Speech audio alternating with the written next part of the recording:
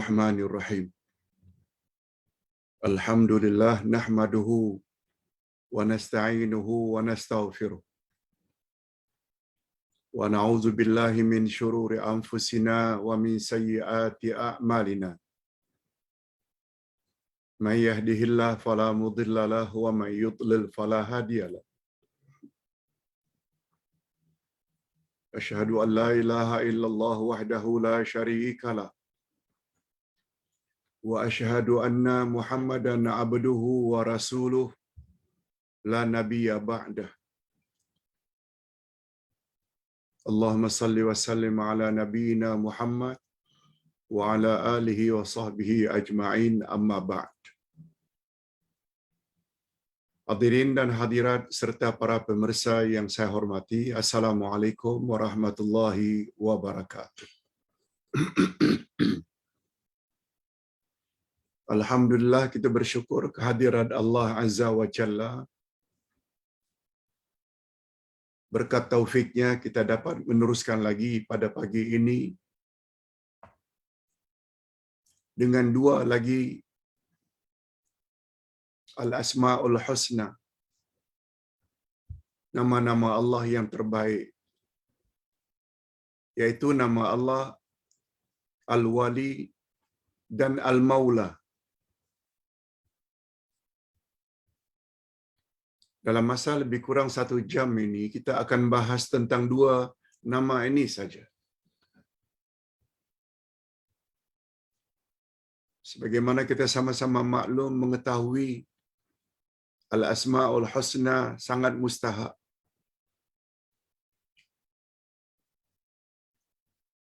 Sebab mengenal Allah termasuk ilmu agama nomor 1. Sebagaimana kata Sayyidina Ali, awwaluddin ma'rifatullah.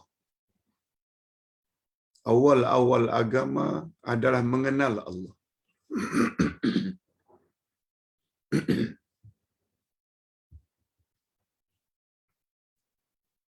Kita yang berpahaman Ahlus Sunnah wal Jamaah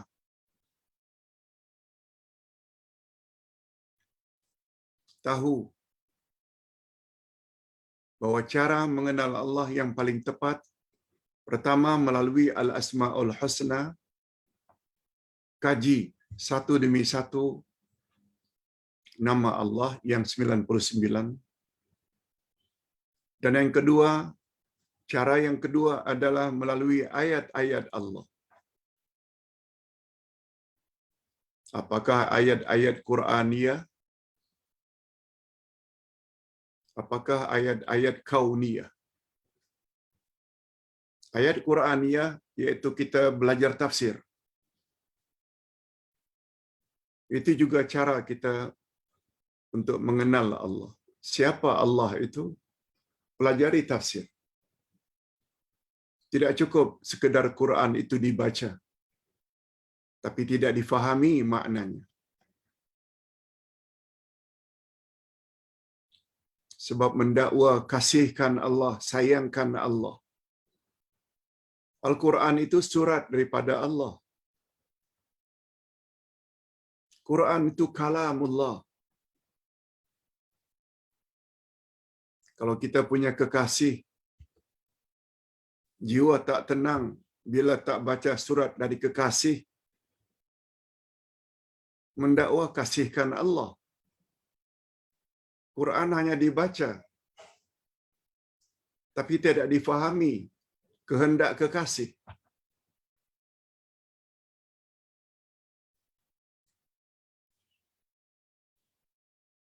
Pasang azam, bapa-bapa dan ibu-ibu serta para pemirsa sekarang, hari-hari terakhir 2021, pasang azam 2022 yang akan masuk insya-Allah minggu hadapan, kita akan mengetahui apa yang terkandung dalam Al-Quran lebih banyak daripada yang telah berlalu.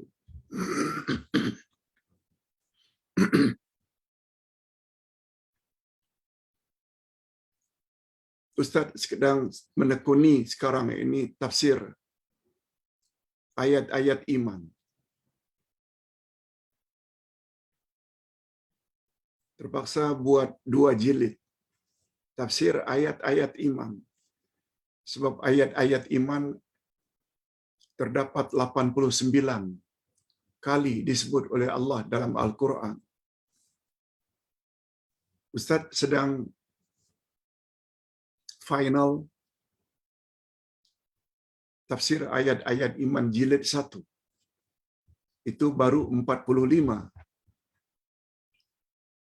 Separuh daripada 89, 45 untuk jilid 1.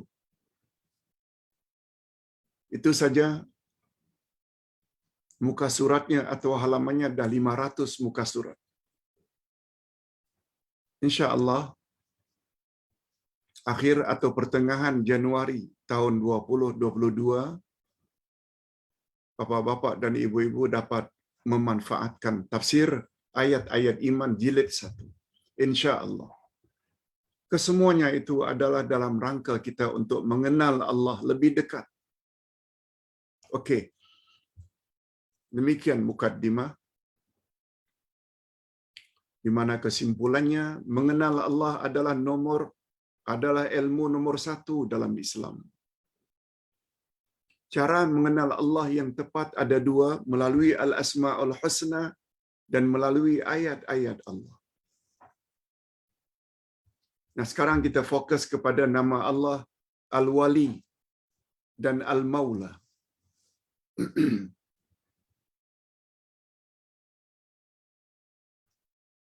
Pertama-tama sekali, kedua-dua nama tersebut Al-Wali. Allah Al-Wali. Sebagaimana kita sebut Allah Al-Hayyu, Allah As-Sami', Allah Asy-Syafi, Allah Al-Alim. Nama Allah yang akan kita bahas pagi ini Allah Al-Wali atau Allah Al-Maula. Kedua-duanya membawa makna yang sama, yaitu Allah yang Maha Melindungi. Allah Maha Melindungi. Semua kita memerlukan perlindungan daripada Al-Wali dan Al-Maula, yakni Allah. Dia kalau sudah ingin melindungi kita, protect kita, tak ada siapa yang boleh ganggu. Pertama-tama yang kita perlu tahu, ada dalil ke Pak Ustaz nama Allah Al-Wali dengan Al-Maula ini? Ada? Islam agama dalil. Tak boleh cakap kosong saja. Dalilnya dari Al-Quran, kedua-duanya. Allah berfirman dalam surat Asy-Syura ayat 9, A'udzubillahi minasyaitonir rajim. Fallahu huwal waliyyu wa huwa yuhyil mauta wa huwa ala kulli syai'in qadir. Fallahu huwal wali. Maka Allah, dialah pelindung. Dialah Al-Wali. Dialah pelindung yang sebenarnya, pelindung yang hakiki. Dan dia menghidupkan orang-orang yang mati. Yuhyil mauta. Dan dia adalah maha kuasa atas segala sesuatu. Dalam ayat tersebut ada perkataan Al-Wali. Huwal wali. Dalil yang kedua, Faqimus salata wa atuz zakata wa'tasimu billah huwa maulakum fa ni'mal maula wa ni'man nasir. Maka dirikanlah salat, tunaikanlah zakat, dan berpeganglah kamu kepada tali Allah, yakni agama Allah, dan dia adalah pelindung. Dia adalah pelindung kamu. Huwa maulakum. Maka dialah sebaik-baik pelindung dan sebaik-baik penolong. Ni'mal maula wa ni'man nasir. Dia sebaik-baik pelindung dan dia sebaik-baik penolong. Okey.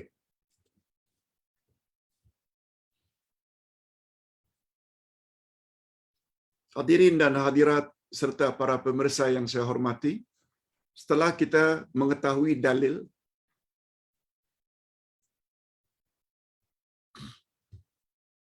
kita ingin tahu pula apa makna al-wali dan al-maula. Apa makna? Sebab bila tidak tahu makna, dia tidak akan membentuk jati diri kita. Bila berhadapan dengan maula. Tapi bila kita dah yakin Allah itu maula, Allah itu wali, membuat kita hanya akan memohon perlindungan kepadanya sahaja, tidak kepada yang lain. Walaupun orang ancam kita, orang cemoh kita, minta perlindungan kepada dia. Dia akan ajar orang-orang yang mencemoh kebenaran yang disampaikan. Dia nanti akan balas cemohan itu dengan azab di akhirat nanti. Sementara kita yang ingin menyampaikan kebenaran dari dia, lengkap ayat Quran, hadis Nabi, akan mendapat perlindungan dari dia, pertolongan dari dia di akhirat nanti. Walaupun di dunia tak begitu nampak, tapi yang pasti di akhirat. Yes, itu kesannya. Membuat kita tidak lekas give up. Tidak lekas serik. Tidak lekas putus asa. Dalam menyampaikan kebenaran, dalam melaksanakan suruhannya, dalam menjauhi larangannya. Penuh yakin.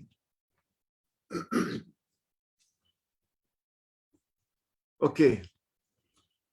Al-wali menurut bahasa adalah sighatun mubalaghah. Menurut bahasa, al-wali itu membawa makna bersangatan.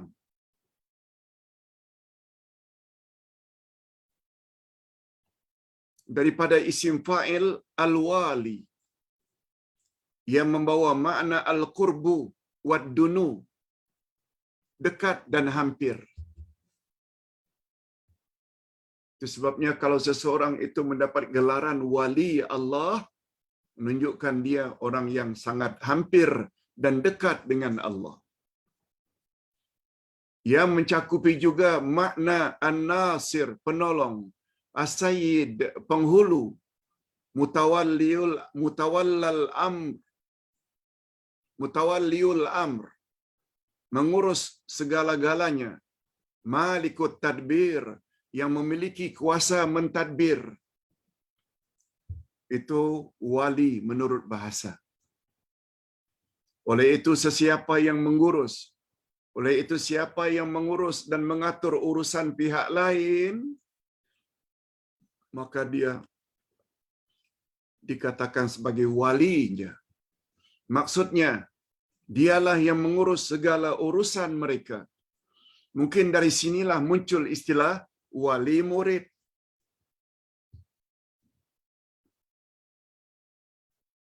Kan kadang-kadang kita musyawarat dengan PIBG. Biasanya yang bermusyawarat, meeting, rapat, kita panggil wali-wali murid untuk menyatakan keputusan yang dibuat oleh PIBG. Bagaimana sepatutnya sikap wali murid terhadap anak-anak yang di bawah kewaliannya. Dia yang mengurus. Itu baru menurut bahasa untuk wali. Al-Maula pula membawa makna Al-Mu'tiq, yang membebaskan. Mencakupi juga makna Al-Malik wal-Mun'im, yang maha memiliki dan maha memberi nikmat. An-Nasiru, penolong. Al-Muhibbu, yang mencintai. Al-Mu'inu, yang membantu. As-Sahibu, sahabat. Al-Qaribu, dekat. Itu baru sudut bahasa untuk Al-Wali dan Al-Maula. Adapun perbezaan antara dua nama tersebut, yaitu antara Al-Wali dengan Al-Maula, bahwa Allah sebagai Al-Wali, maksudnya dialah yang mengatur segala urusan kita. Dialah yang mengurus dan mentadbir keadaan kita dan keadaan selain kita. Semua dia yang mengurus. Nama Al-Wali mengandungi wilayatul umum. Al-Wali membawa makna wilayatul umum, yaitu pengurusan yang bersifat am. Okey. Kalau Al-Wali itu perlindungan Allah bersifat am, pertolongan Allah bersifat am, Al-Wali. Al-Maula pula tidak.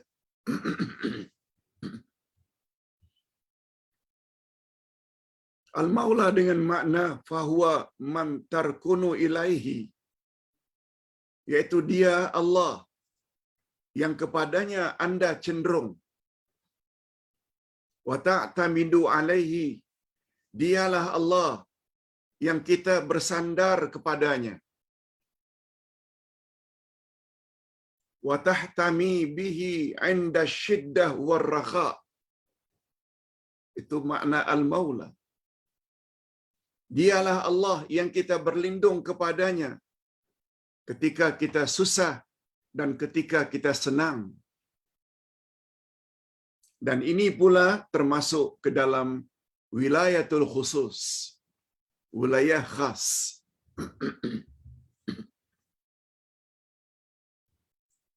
Kalau Ustaz ingin buat perbandingan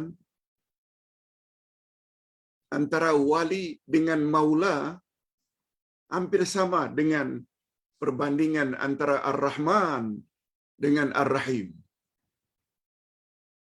Ar-Rahman itu kasih sayang Allah secara umum terhadap orang baik ke orang jahat, Muslim ke kafir. Itu Rahman. Dengan kata lain, kasih sayang Allah tak pilih bulu. Siapa jaga kesehatan, ambil vaksin, pakai pelitup muka, mask, jaga penjarakan, sanitizer, walaupun dia orang kafir, Allah akan tolong dia.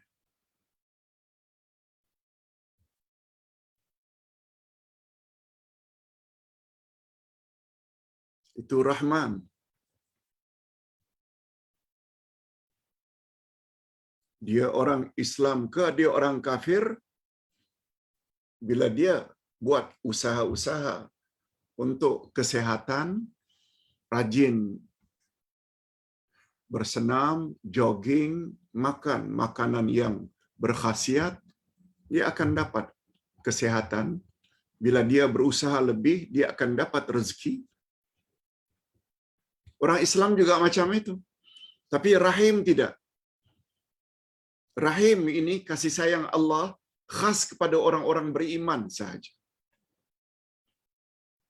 Yang mereka terima bukan saja di dunia, tapi juga di akhirat. Nah, di akhirat nanti, baik macam mana pun orang kafir, dia tidak dapat rahimnya Allah. Macam itulah lebih kurang perbandingan antara Al-Wali dengan Al-Maula. Allah lindungi semua berdasarkan namanya Al-Wali, sebab perlindungannya tak pilih bulu. Siapa yang jaga SOP, dia layak mendapat perlindungan Allah daripada terkena COVID-19. Begitu juga orang-orang Islam akan dilindungi. Tapi maula perlindungan Allah khas kepada orang beriman saja. Allah beri dia hidayah. Allah beri dia taufik. Dan lain-lain. Kita teruskan. Jadi wilayah ini ada terbagi dua. Dari perkataan Al-Wali dan Al-Maula, maka muncullah sifat Al-Wilayah. Nah, dalam hal ini, berdasarkan dua nama tadi, Al-Wali dan Al-Maula, sifatnya adalah wilayah, perlindungan, sama dengan Ar-Rahman dan Ar-Rahim. Sifatnya sama, rahmat. Al-Wali dan Al-Maula, sifatnya Al-Wilayah. Jadi berdasarkan apa yang tersirat di dalam nama Allah Al-Wali dan Al-Maula, maka wilayah terbagi dua. Ada namanya wilayah ammah, ada namanya wilayah khasah.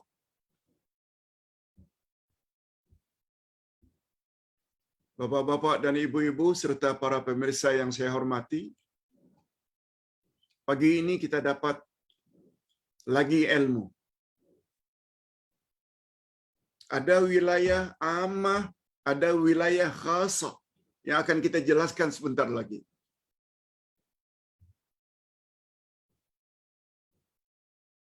Kalau selama ini hanya tahu wilayah persekutuan,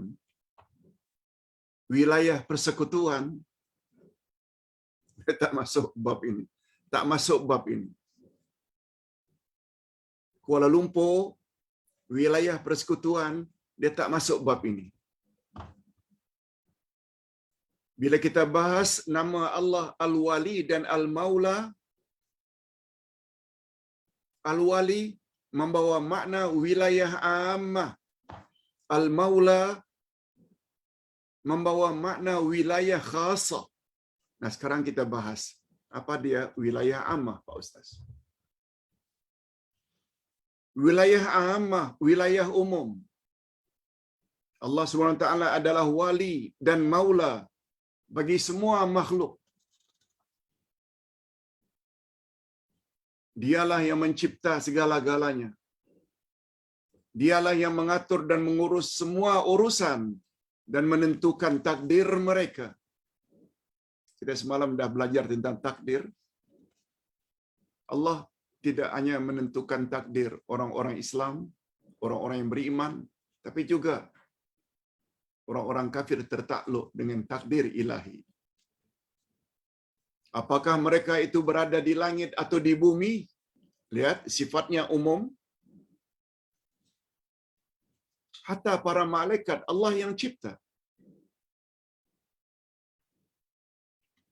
Bulan, bintang, matahari, semuanya Allah yang kawal, yang lindungi pada semua ketika dan semua masa. Tidak ada pencipta dan pentadbir selain Dia. Semuanya Allah yang mencipta mereka, yang mentadbir mereka. Dialah Allah yang memberi dan mendatangkan manfaat untuk mereka. Dia pula lah yang menghalang kita daripada ditimpa oleh kesusahan dan bahaya. Allah. Sama ada kita Muslim atau non-Muslim.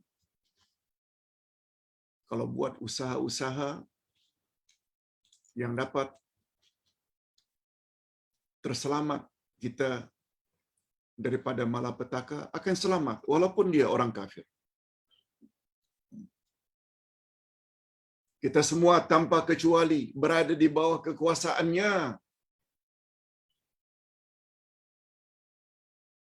Inilah yang disebut dengan wilayah umum atau wilayah am atau wilayah ammah, tanpa perbezaan antara orang-orang yang baik atau orang-orang yang jahat, antara orang yang beriman dengan orang kafir. Sekarang kita faham. Dalam masalah wilayah ammah, perlindungan Allah, penciptaan Allah, pentadbiran Allah, antara Muslim dengan non-Muslim sama betul, exactly. Nah, sekarang kita ingin masuk wilayah khasah. Mudah-mudahan kita termasuk ke dalam wilayah khasah ini. Wilayah khasah, adapun wilayah khasah atau khusus, hanya untuk orang-orang yang bertakwa. Dialah Allah yang telah mengeluarkan mereka daripada kegelapan, yakni kufur, syirik, sesat, kepada cahaya terang benderang, yakni iman, tauhid, dan petunjuk. Bapa-bapa dan ibu-ibu serta para pemirsa yang saya hormati, dulu kita tidak gemar mendalami selok-belok agama, tak banyak tahu dengan al-asma'ul husna, tak banyak tahu tentang urusan akidah, tidak banyak tahu, tidak berminat dengan belajar tafsir Al-Quran. Sekarang berminat. Ketahuilah, minat itu tuh Allah yang masukkan. Allah pilih orang-orang tertentu untuk mendapat wilayah khasah ini. Mudah-mudahan kita semua termasuk ke dalam orang yang layak mendapat wilayah khasah. Sebab orang yang mendapat wilayah khasah akan diperlakukan oleh Allah special, istimewa. Mudah-mudahan bapa-bapa dan ibu-ibu termasuk dalam kelompok ini. Dialah yang menolong mereka mengalahkan musuh-musuh mereka. Dialah yang memperbaiki segala urusan mereka. Apakah dalam urusan keduniaan atau urusan keagamaan? Urusan keagamaan, tergerak hati untuk mendalami selok-belok agama. Ma'rifatullah, ma'rifatun Nabi, ma'rifatud dinil Islami. Oh, kita minat. Sebagaimana yang digambarkan oleh para jamaah. Aduh, saya menyesal betul Ustaz, hari ini kedatangan tetamu, hari ini ada urusan, sehingga tak dapat ikut secara live. Ustaz jawab, tak mengapa. Kita kan ada YouTube. Dengarlah malam nanti. Yes. Ada yang sampai ke peringkat itu. Kewalian jenis ini mengandungi makna ar-ra'fah. Apa pula ar-ra'fah, Pak Ustaz? Ar-ra'fah maknanya belas kasih dan sangat sayang Allah kepada kita. Itu dia. Wilayah khasah. Ini yang Ustaz kata, orang apabila dapat wilayah khasah, mereka akan mendapat keistimewaan, special di mata Tuhan. Ar-Rahmah, layak mendapat kasih sayang Allah. Al-Islah, Allah akan perbaiki dia. Akidahnya, ibadatnya, akhlaknya. Al-Mahabbah, Allah akan cinta kepadanya. Inilah yang disebut dengan wilayah khusus. Ini sebagaimana maksud dalam firman Allah. Apa Allah kata dalam hal ini? Allahu waliyul ladzina amanu yukhrijuhum minaz zulumati ilan nur. Allahu waliyul ladzina amanu. Allah adalah pelindung orang-orang yang beriman. yang telah mengeluarkan mereka dari kegelapan, bawa mereka kepada cahaya terang benderang.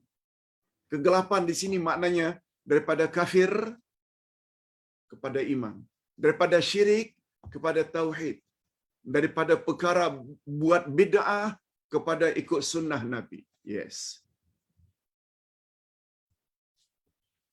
Jadi kewalian Allah secara khusus ini mencakupi maksud pertolongan Allah dan kelembutan Allah terhadap hamba-hambanya yang beriman, mengasuh dan mendidik serta memperbaiki dan mendekatkan mereka dengannya, dengan Allah. Allahumma ja'alna minhum. Allahumma ja'alna minhum. Ya Allah, masukkanlah kami ke dalam golongan ini, yakni wilayah khas. Okey. Nah, sekarang kita berpindah kepada topik kehebatan al-wali dan al-maula. Oh, sampai di mana kehebatannya? Sebenarnya kehebatan Allah itu tak dapat diungkapkan. Cuma Ustaz tulis ini berdasarkan kemampuan yang sangat terbatas, dengan meminjam kata-kata para ulama zaman silam. Kewalian Allah, ya, bila sebut kewalian itu dari kata wali, wilayah, termasuklah al-wali dan al-maula. Kewalian Allah sangat hebat dan luar biasa. Kewalian Allah sangat berbeza dan sama sekali tidak sama dengan kewalian selainnya. Kalau Allah ingin protect kita, tak akan sama. Walaupun kita punya bodyguard sampai 1 juta orang. Bodyguard saja tak jaga kita, bukan 2-3 orang, 100-200. 1 juta pun tak sehebat kalau Allah yang lindungi kita. Itu maksudnya. Allah Subhanahu wa taala berfirman, "Laisa kamitslihi syai' wa huwa samiul basir." Tidak ada satu pun yang serupa dengan Dia. Dan Dialah yang Maha mendengar lagi Maha melihat. Ini sama dengan makna ayat terakhir dari surat Al-Ikhlas, "Walam yakul lahu kufuwan ahad." Tidak ada satu pun yang serupa dengan Dia. Dari sudut kehebatan, kewalian Allah yang mengatur segala urusan di alam ini dan seluruh makhluknya mencakupi makna bahawa Dialah yang mentadbir, Dialah yang mengatur untuk makhluknya apa saja yang boleh mendatangkan manfaat untuk mereka. Apakah yang berkaitan dengan kebaikan agama mereka, dunia mereka dan akhirat mereka.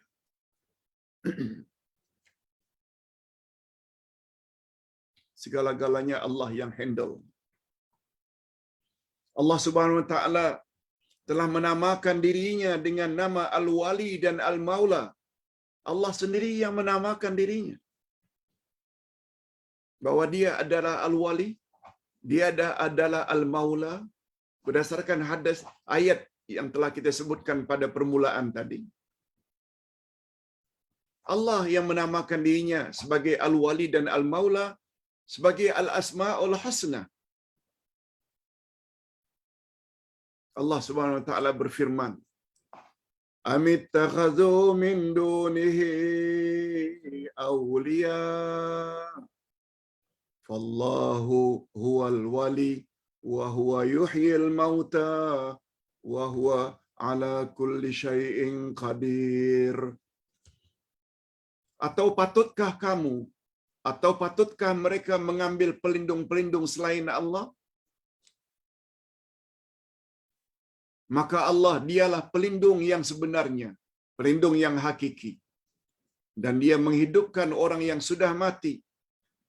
Dialah Maha berkuasa atas segala sesuatu. Ayat lain lagi. Huwallazi yunazzilul ghaitha min ba'di ma qanatu wa yanshuru rahmatah wa huwal waliyul hamid. Dan dialah yang menurunkan hujan sesudah mereka berputus asa, dan dialah yang menyebarkan rahmatnya, dan dialah yang maha pelindung lagi maha terpuji. Hadirin dan hadirat rahimakumullah. Nah, lebih jelas lagi ayat yang menjadi amalan kita wirid pagi dan wirid petang, yaitu ayat yang ke-257.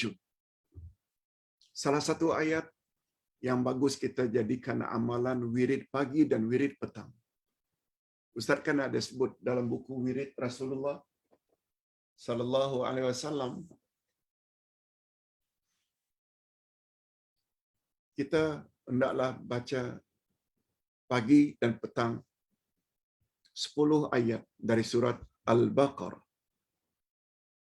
5 ayat pertama dari Alif Lam Mim sampai ayat 5, wa ulaika humul muflihun, tambah dengan ayatul kursi ayat 255, Allahu la ilaha illa huwal hayyul qayyum, 256 la ikraha fid din, 257 Allahu waliyul ladzina amanu yukhrijuhum minaz zulumati ilan nur. Kemudian 3 ayat terakhir bermula dari lillahi ma fis samawati wa ma fil ard, sambung amanar rasul, sambung ayat terakhir la yukallifullahu nafsan illa wus'aha. Bila ayat itu kita amalkan, Allah akan protect, Allah akan lindung diri kita, ahli keluarga kita, harta kita, Allah akan lindungi. Jangan lupa mengamalkannya pagi dan petang.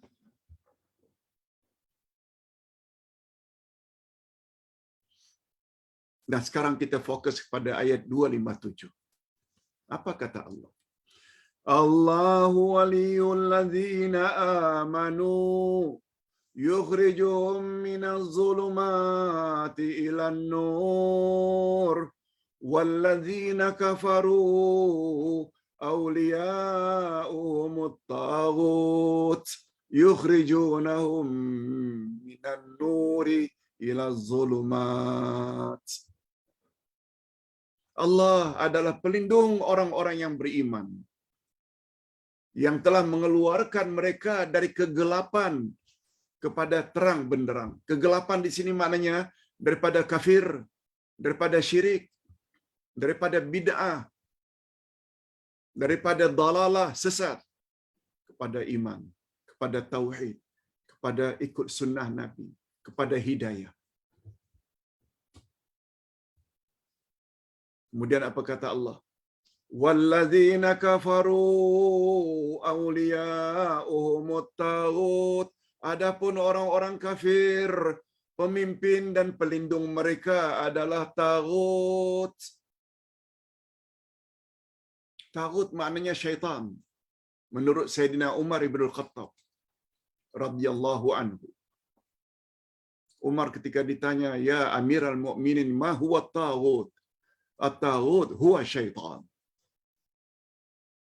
Orang kafir, mereka punya pelindung, pemimpin adalah syaitan. Apa peranan syaitan? Allah sebut, mengeluarkan mereka daripada cahaya, membawa mereka kepada gelap gulita. Sebabnya kita yang sedang berada dalam iman, syaitan mati-matian supaya kita kafir, murtad. Kita yang sedang dalam hidayah, syaitan mati-matian berusaha supaya kita sesat, dalalah. Kita yang ikut sunnah Nabi, syaitan mati-matian berusaha agar kita buat bid'ah. Kita yang berada di dalam siratal mustaqim, syaitan berusaha sungguh-sungguh agar kita menyimpang dari jalan yang lurus.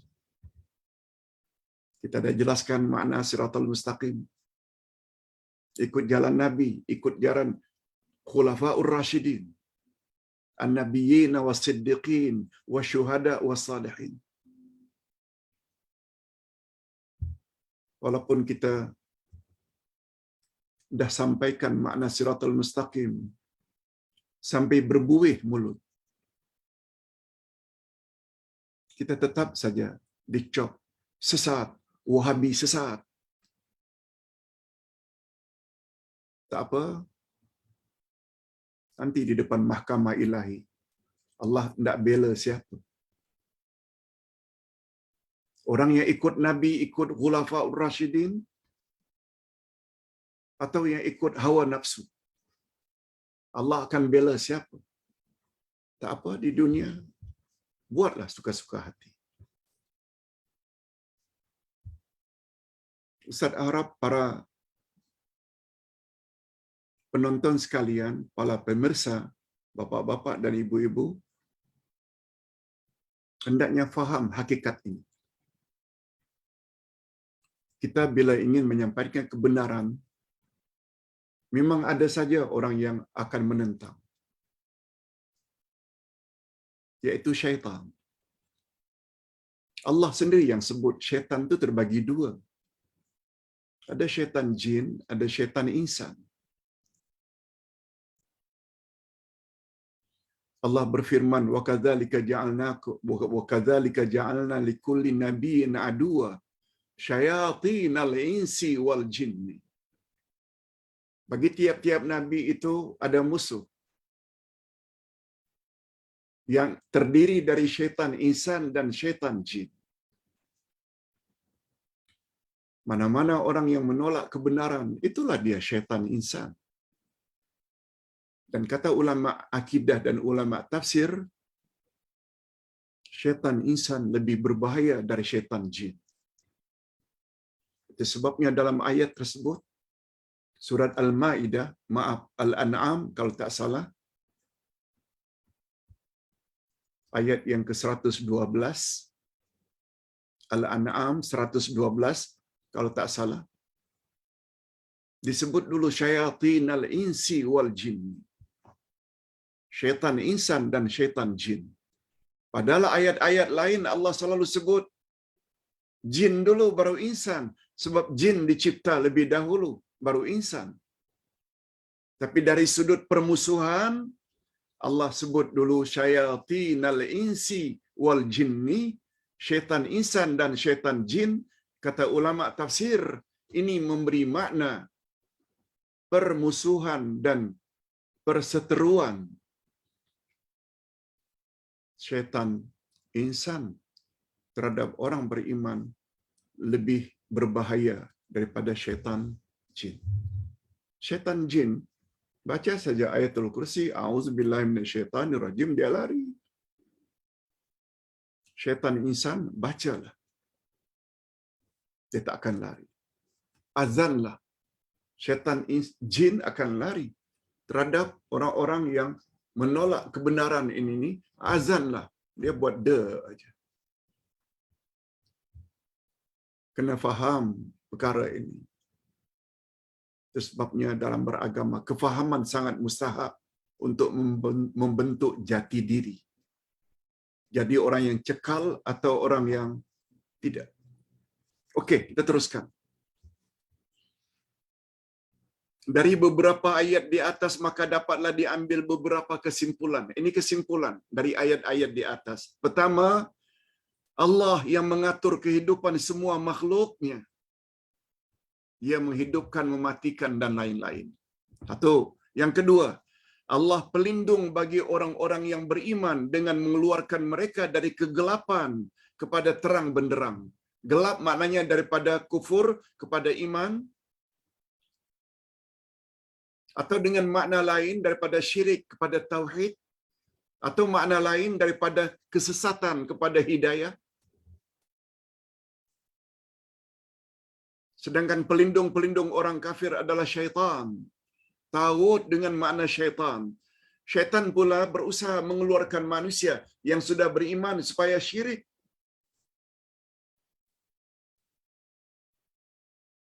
Orang yang ikut sunnah supaya buat bid'ah. Itu kerja syaitan. Syaitan sebenarnya pemimpin orang kafir. Orang beriman, pemimpin mereka adalah Allah. Oleh sebab itu, ingin jadi orang yang beriman yang sebenar, ikut kalamullah Al-Quran. Ikut kalamur Rasul, utusan resmi daripada Allah. Ya Allah dah sebut berkali-kali dalam Al-Quran bahawa Nabi Muhammad adalah role model yang terbaik. Tapi tidak. Nabi Muhammad bukan idola sesetengah orang yang beriman. No. Berikutnya kita masuk bahagian Allah wali bagi mukminin. Ini dia. Allahu waliyul ladzina amanu. Allah adalah wali bagi orang-orang yang beriman. Apa maksudnya?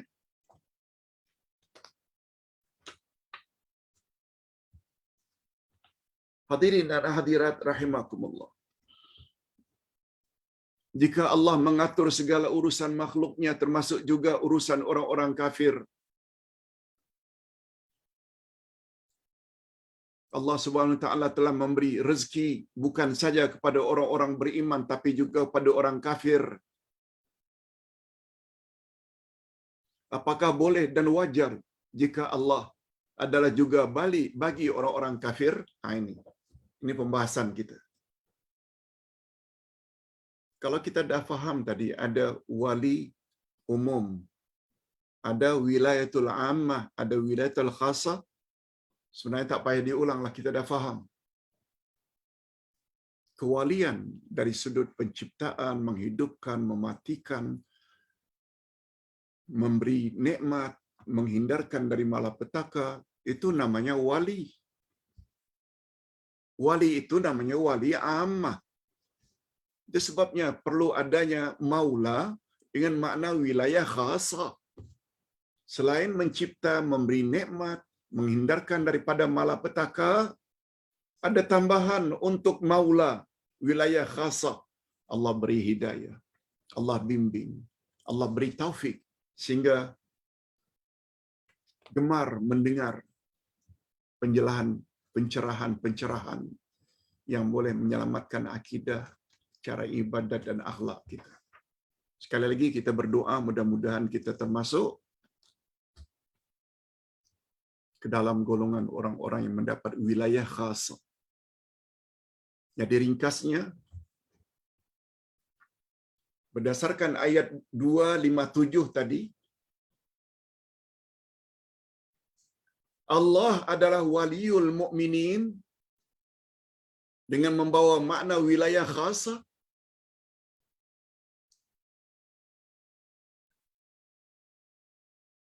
Sedangkan bagi orang-orang kafir,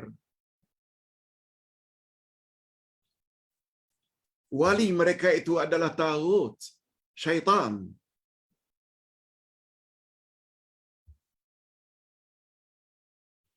Allah sebagai wali orang-orang kafir boleh, tapi dengan makna am.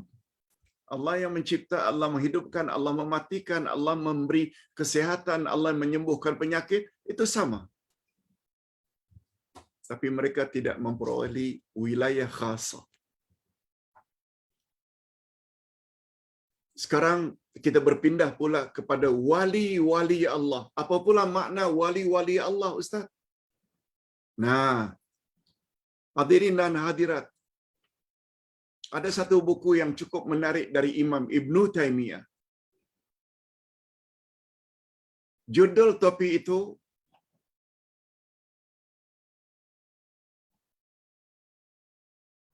Auliyaullahi wa Auliya'us Syaitan. Wali-wali Allah dan wali-wali syaitan. Kalau ada peluang ke Indonesia, ada buku tersebut sudah diterjemahkan dalam bahasa Indonesia. Ustaz tak pasti di sini sudah ada atau belum. Kalau pergi ke Indonesia, sila cari. Kata beliau, wali maknanya hampir dekat. Bila seseorang itu dekat dengan Allah, dia dipanggil wali Allah. Bila orang itu jauh daripada Allah, bermakna automatically dia adalah wali syaitan. karena dia dekat dengan syaitan.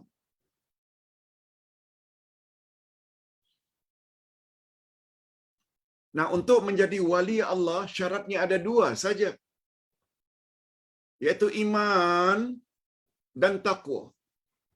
Dengan kata lain, iman dan amal saleh.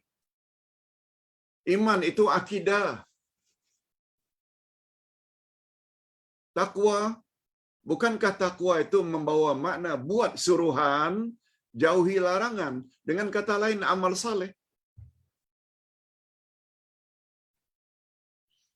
Hakikat ini Allah sebut pada surat Yunus ayat 62.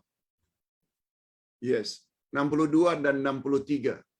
Coba kita baca bahagian bawah, muka surat 464. Ala inna awliya Allahi la khawfun alaihim wa la hum yahzanun. Alladzina amanu wa kanu yattaqun. Ingatlah, sesungguhnya wali-wali Allah itu tidak ada kekhawatiran terhadap mereka dan tidak pula mereka bersedih hati. Wali Allah, dia tak akan takut dan dia tidak akan bersedih hati. Siapa mereka? Mereka itulah orang-orang yang beriman dan bertakwa dan senantiasa bertakwa. Iman dan takwa. Allah yang sebut.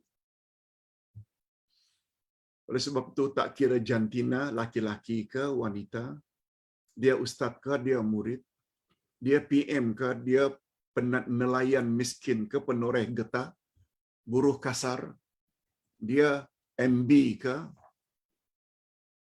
tak kira apapun. Asal ada dua ini, dia layak dipanggil wali Allah. Wali Allah maknanya orang yang dekat dengan Allah. Ciri-ciri orang yang dekat dengan Allah, sifatnya pertama imannya bagus, itu sebabnya kita perlu belajar akidah.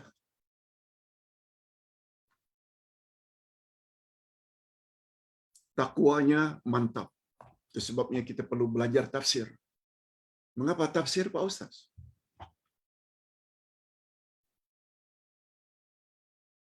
Allah yang sebut. Zalikal kitabul la raiba fi hudan lil muttaqin. Inilah kitab Al-Quran. Tidak ada sedikit pun keraguan di dalamnya. Pedoman bagi orang-orang yang bertakwa. Hudan lil muttaqin. Ingin jadi orang yang bertakwa akan susah bila tak faham Quran. Sebab Allah yang sebut. Quran itu pedoman, panduan bagi orang-orang yang bertakwa. Tak buat macam mana, tak tahu suruhan Allah. Tak jauhi macam mana, tak tahu larangan Allah. Nah, yang ketiga, Quran dan Al-Hadis juga perlu belajar. Sebab kehendak Quran tak dapat kita laksanakan tanpa panduan yang telah dibimbing oleh Nabi Muhammad sallallahu alaihi wasallam. Yes. Banyak subjek yang kita perlu tahu. Sebabnya Ustaz sangat happy sesuai dengan kemampuan dapat membimbing bapa-bapa dan ibu-ibu serta para pemirsa bedah 8 kitab dalam seminggu. Hakikat 2 kalimah syahadat, kitab akidah, tafsir Al-Quran, Al-Asma'ul Husna, wasiat, 30 kunci kejayaan, 12 prinsip dalam beribadah, ke arah memahami Al-Quran dan Al-Hadis. InsyaAllah, bapa-bapa dan ibu-ibu bila tekun, insyaAllah kita akan mencapai wilayah khas. Kita akan mendapat ciri-ciri wali-wali Allah, yaitu iman yang mantap dan takwa kepada Allah. InsyaAllah. InsyaAllah. Jangan sombong, tapi kita berusaha. Hadirin dan hadirat rahimakumullah. Terhadap wali-wali Allah inilah Allah Subhanahu wa taala telah sebut. Kita telah bahas dalam kitab ke arah memahami Al-Quran dan Al-Hadis. Bahaya membenci wali-wali Allah. Karena waktu yang sangat terbatas, Ustaz hanya ingin baca terjemahannya saja secara bebas. Apa kata Allah dalam hadis qudsi? Siapa yang membenci wali-waliku, niscaya aku, kata Allah, isytiharkan perang terhadap orang tersebut. Oi. Allah isytiharkan perang. Maknanya bencinya Allah luar biasa kepada orang yang menentang kebenaran yang disampaikan oleh orang-orang yang dekat dengan Allah. Sampaikan Quran, sampaikan sunnah, tapi dimusuhi, silakan. Tapi awak sebenarnya dalam posisi bermusuhan dengan Allah. Sebab Allah akan perangi awak.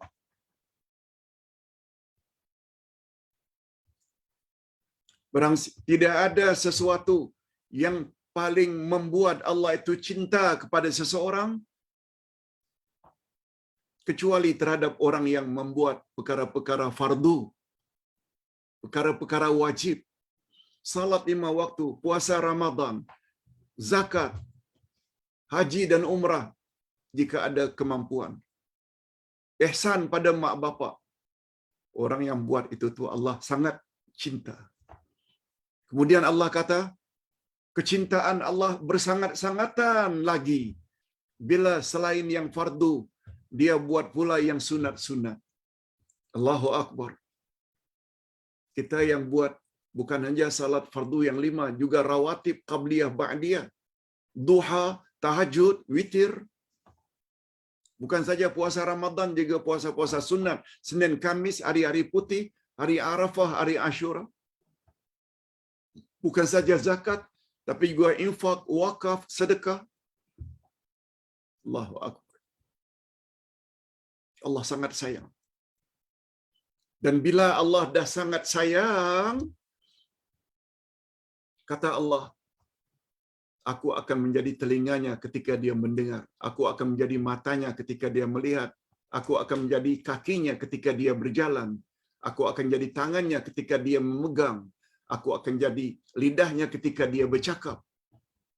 Maknanya, orang tersebut senantiasa di dalam taufik dan bimbingan Allah.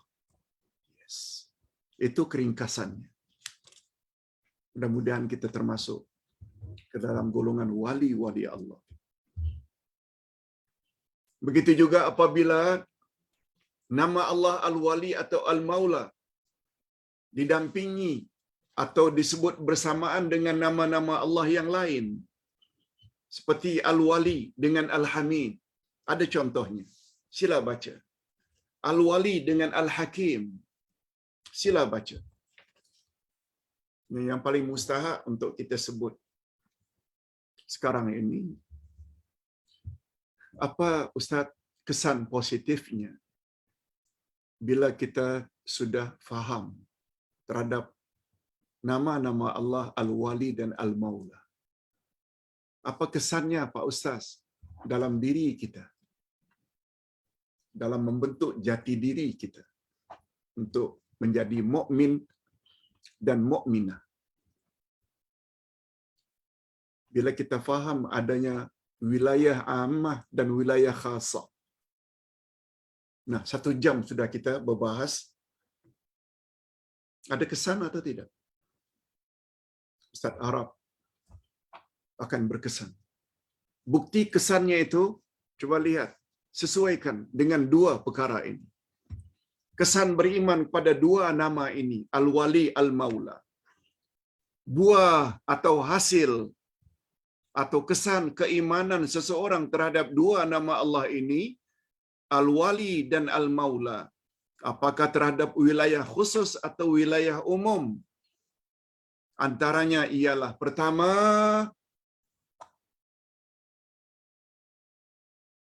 ia akan senantiasa menjadikan Allah, Rasulnya, dan mukminin sebagai walinya. Allah Al-Wali. Rasulnya Nabi Muhammad Al-Wali. Orang-orang yang beriman, yang mantap imannya, juga dia jadikan sebagai wali.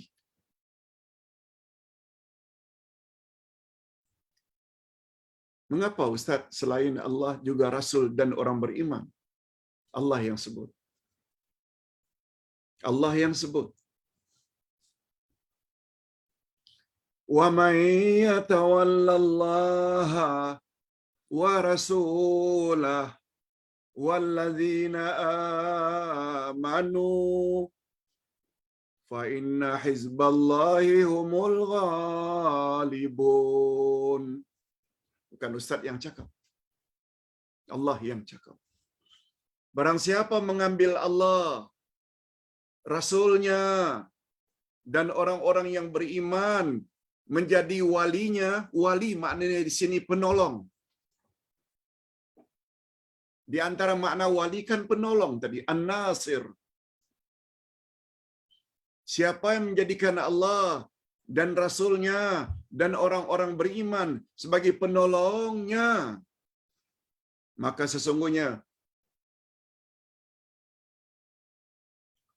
sesungguhnya pengikut agama Allah itulah yang pasti menang.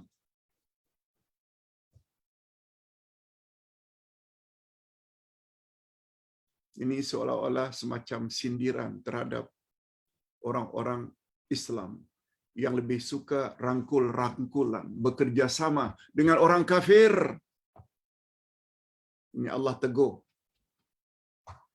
Mengapa tidak kepada orang beriman bekerja sama untuk menegakkan agama Allah di negara yang tercinta, tapi lebih memilih orang kafir yang nyata-nyata benci kepada Islam dijadikan penolong?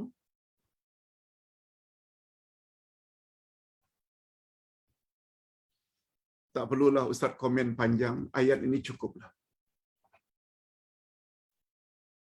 Allah kata siapa yang menjadikan Allah itu sebagai penolongnya, Rasul sebagai penolongnya, yakni berpaksi kepada Quran dan Sunnah, dan orang-orang yang beriman dia jadikan sebagai penolong.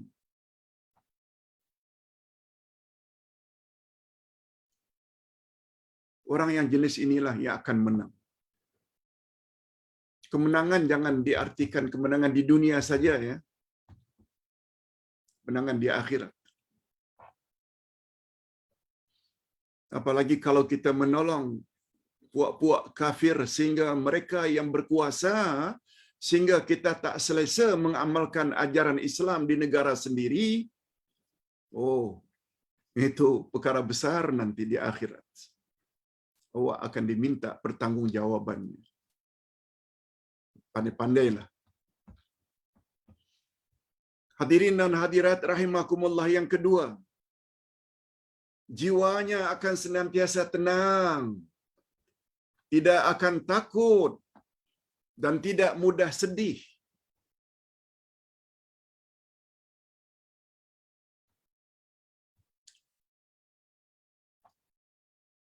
Itu sebabnya Allah SWT tadi dah sebut, wali-wali Allah itu mereka tidak takut dan tidak sedih. Ini dikuatkan lagi oleh ayat ini, Yunus 64. Lahumul busyra fil hayatid dunya wa fil akhirah. Bagi mereka berita gembira di dunia dan di akhirat. Oh, dua-dua lagi. Busyra maknanya berita gembira.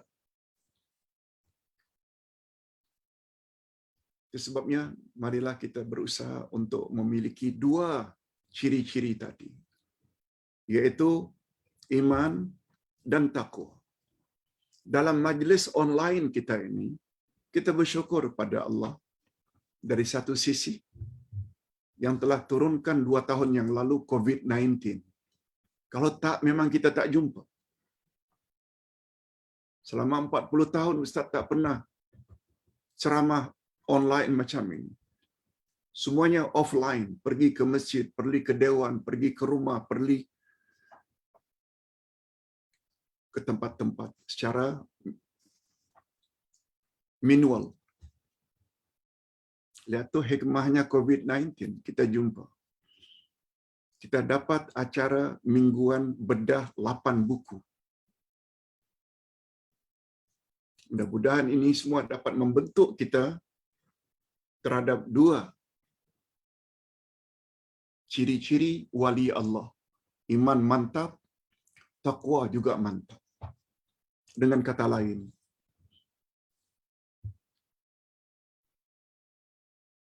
mudah-mudahan kita termasuk ke dalam golongan orang yang layak mendapat wilayah khasah. Hadirin dan hadirat rahimakumullah, Ustaz kira ini dulu yang dapat Ustaz sampaikan.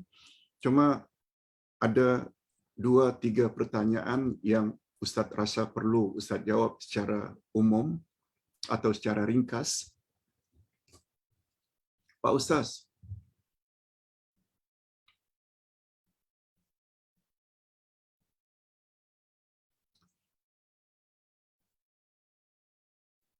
amalan ampuh Bismillah 5. Jika amalkan selalu selepas salat, insya-Allah akan terhindar dari lemah jantung, angin ahmar. Bismillah 5 itu berbunyi Bismillahirrahmanirrahim, Bismillahirrahmanirrahim, Bismillahil kafi, Bismillahi muafi, Bismillahilladzi la yadurru ma ismihi syai'un fil ardi wala fis sama' wa huwas samiul alim. Kita biasa dengar ini. Hadirin dan hadirat. Nabi sallallahu alaihi wasallam tidak pernah sebut dia sakit merawat sakit jantung. Dia juga boleh merawat angin ahmar.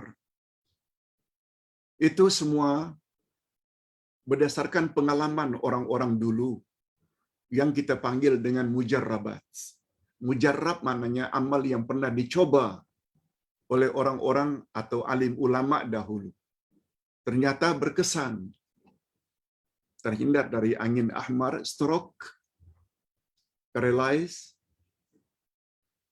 terhindar dari sakit jantung. Terserah. Nggak diamalkan boleh.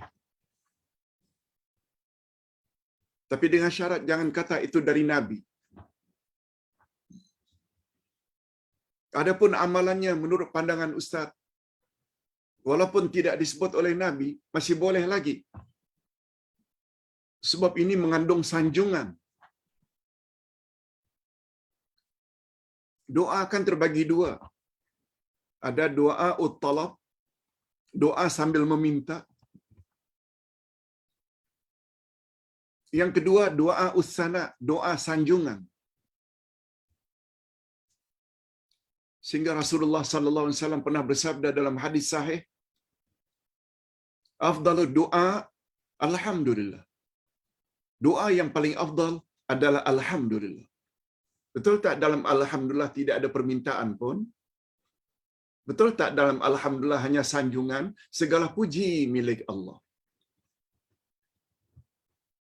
Begitu juga kalau kita sebut subhanallah, Allahu akbar, la ilaha illallah. Itu semua sanjungan. Sebagaimana sanjungan yang disebut oleh Nabi Yunus dalam perut ikan. La ilaha illa anta, subhanaka, inni kuntu minaz zalimin. Tiada Tuhan yang berhak disembah melainkan Engkau. Maha suci Engkau, ya Allah. Aku mengaku aku banyak telah berbuat zalim. Tak ada permintaan pun, tapi dalam hati Nabi Yunus minta supaya beliau diselamatkan daripada perut ikan, dikeluarkan daripada perut ikan. Ternyata makbul. Sesuai dengan sabda Nabi, juga hadisnya sahih, Allah akan beri kepada orang yang menyanjungnya lebih banyak daripada Allah beri kepada orang yang meminta. Jadi bismillahirrahmanirrahim itu sanjungan dengan nama Allah yang Maha Pengasih, Maha Penyayang. Bismillahirrahmanirrahim dengan nama Allah yang Maha Penyembuh. Bismillahil kafi dengan nama Allah yang mencukupi. Bismillahil muafi, dengan nama Allah yang memberi keafiatan atau kesehatan. Sanjungan. Itu memang disuruh oleh Nabi.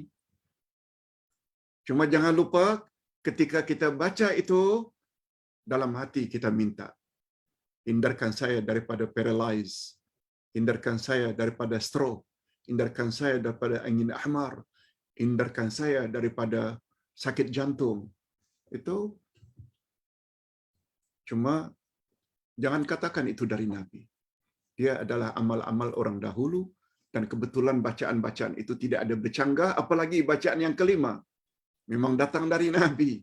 Bismillahirrahmanirrahim, la yadurru ma ismihi syai'un fil ardi wala fis sama' wa huwas samiul alim. Dia boleh menjadi obat segala penyakit. Bukan bagi ustaz Bismillah 5 yang macam itu tu, tergantung kita nak niat penyakit apapun, termasuk COVID-19. Bukan hanya angin ahmar, stroke, paralyze, dan penyakit jantung saja. Semua boleh. Sekali lagi Ustaz ingin ingatkan, jangan kata dia dari hadis Nabi. No. Dia amal yang diamalkan oleh orang-orang dahulu dan dibolehkan. Hadirin dan hadirat rahimakumullah. Pertanyaan yang kedua. Pak Ustaz,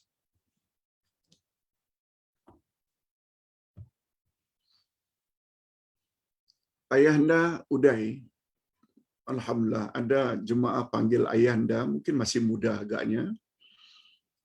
Hari ini anak anda dengar berkenaan tayamum.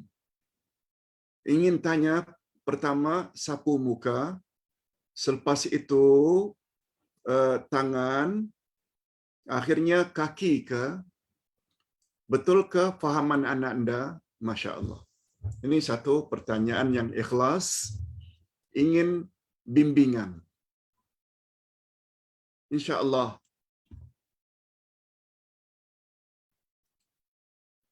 ayahanda akan jawab. Hadirin dan hadirat, Ustaz selalu sebut, hukum dalam Islam ditinjau dari satu sisi terbagi dua. Ada namanya azimah, ada namanya rukhsah. Azimah itu hukum asal. Rukhsah hukum kelonggaran atau keringanan. Kebanyakan umat Islam Nusantara belajar azimah saja. Salat tidak sah kalau tidak beruduk. Yes, beruduk itu azimah, hukum asal. Salat tidak sah kalau tidak menghadap kiblat. Yes, menghadap kiblat itu azimah. Daging khinzir itu haram dimakan. Begitu juga darah dan bangkai. Yes, itu azimah. Tapi bila dah sampai ke peringkat emergency, yang bila tak makan boleh mati, hatta jangankan bangkai, darah, daging khinzir pun boleh dimakan. Itu namanya rukhsah. Bila ketiadaan air, boleh tayamum. Sama ada air tak ada, sama ada badan berpenyakit, tak boleh kena air, lalu tayamum, boleh. Tayamum itu namanya rukhsah. Di atas kapal terbang, kita tak perlu suruh pilot supaya menghadap ke arah kiblat untuk takbiratul ihram. No. Salat saja dalam keadaan walaupun tidak menghadap kiblat. Itu namanya rukhsah. Okey, kita berbalik kepada tayamum. Ayahanda dah sebut semalam ayat Al-Quranul Karim. Bila kamu tidak dapat menggunakan air, fatayammamu sa'idan thayyibah. Hendaklah kamu bertayamum dengan debu tanah yang suci. Thayyibah, yang baik, yang suci. Okey, itu kita tahu. Sekarang yang ditanya oleh jemaah kita,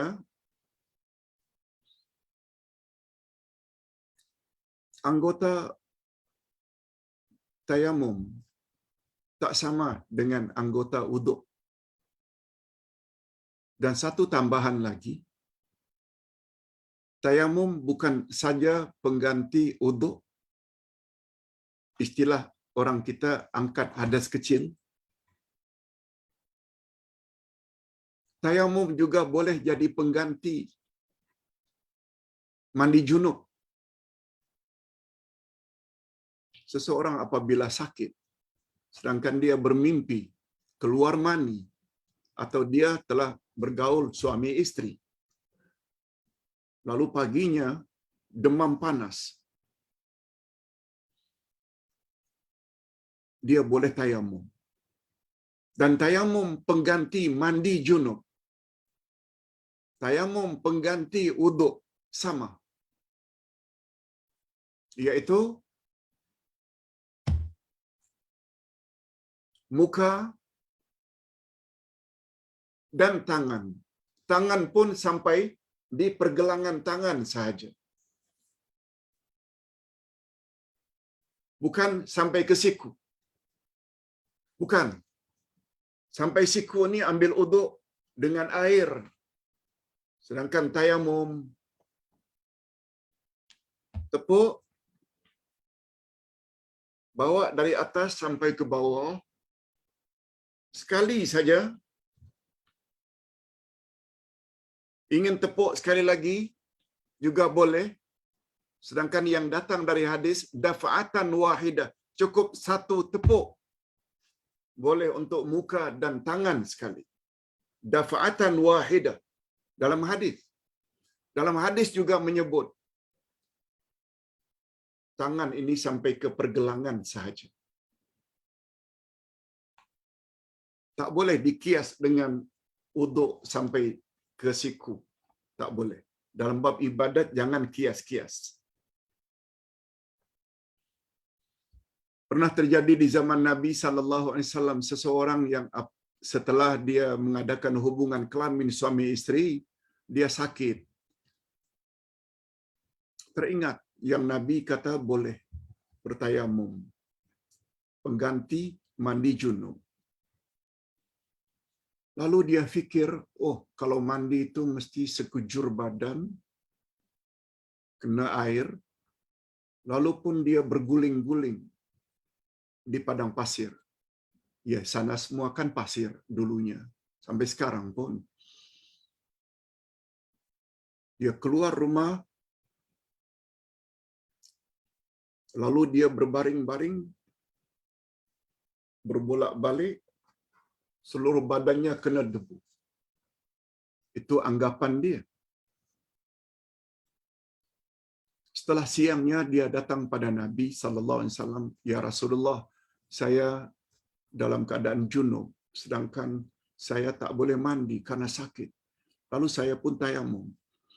Tayamum, kata Nabi, macam mana kamu tayamum? Saya berguling-guling, macam kucing berguling-guling. Kata Nabi, nak, jangan. Tayamum sama ada untuk pengganti wuduk atau pengganti junub adalah sapu dengan tanah yang bersih, muka dan tangan saja. Jadi pertanyaan anak anda tadi, termasuk kaki, tidak. Dia dua anggota sahaja. Dua anggota sahaja. Muka dan tangan hingga pergelangan. Ustaz kira cukup sampai di situ penjelasan. Jadi Ustaz mampu untuk jawab dua saja. Kita akan sambung lagi insya-Allah esok dengan pelajaran, kalau tak salah, yes, buku ini ke arah memahami Al-Quran dan Al-Hadis. Insya-Allah. Kita akhiri dengan doa. Bismillahirrahmanirrahim. Alhamdulillahirabbil alamin wassalatu wassalamu ala asyrafil anbiya'i wal mursalin wa ala alihi wa sahbihi ajma'in. Rabbana ighfir lana dzunubana wa liwalidina warhamhum kama rabbawna shighara. Rabbana hab lana min azwajina wa dzurriyyatina qurrata a'yun waj'alna lil muttaqina imama. Ya Allah, berilah kami ampunan dan ampunkanlah kami, ampunkanlah dosa-dosa ibu bapa kami, dan cucurilah mereka rahmat-Mu, ya Allah, sebagaimana mereka telah didik kami sejak dari kecil. Ya Allah, berilah kami pasangan hidup dan zuriat keturunan yang menyedapkan pandangan mata dan hati kami, dan jadikanlah kami pemimpin bagi orang-orang yang bertakwa.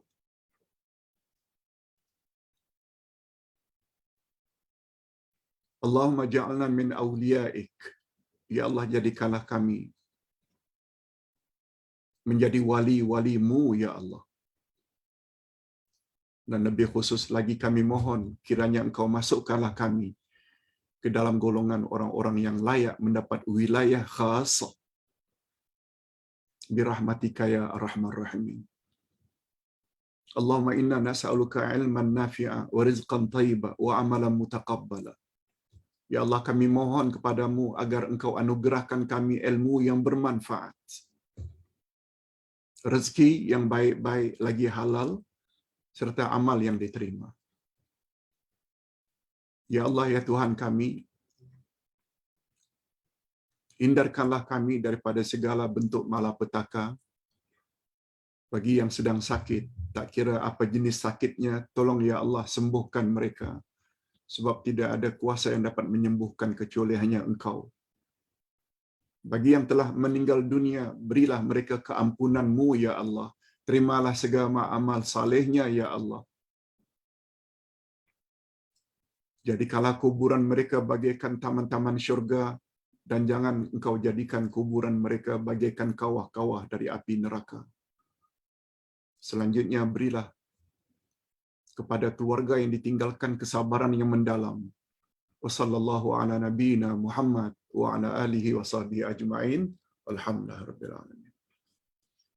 Subhanakallahumma wa bihamdik, asyhadu an la ilaha illa anta, astaghfiruka wa atubu ilaik. Wassalamualaikum warahmatullahi wabarakatuh.